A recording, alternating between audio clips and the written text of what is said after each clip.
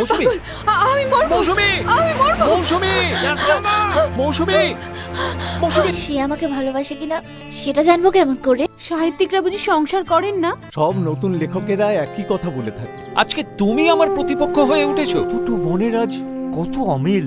শিল্পীর সাথে ঘর করলে বুঝতে পারতি। কি গো, কেমন আছো? ভালো আছো তো?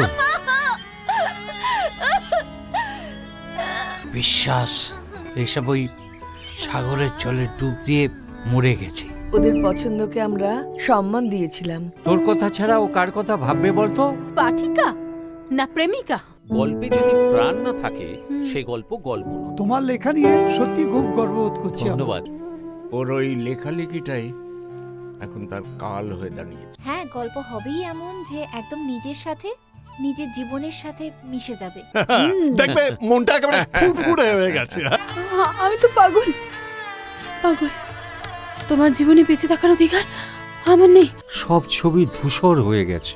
তোমার বোঝার ক্ষমতা নেই। তুমি অলরেডি বলেছো আমাদের পুকুরের টাটকা মাছ হ্যাঁ, আর ঘরের দেশি মুরগি আপনারা শহরে কোথায় পাবেন? তোমারও সংসারে নিশ্চয়ই একটা ঘুন পোকা ধরেছে। হ্যাঁ, সম্পর্কটাকে এরকম আলগা হতে দিও না।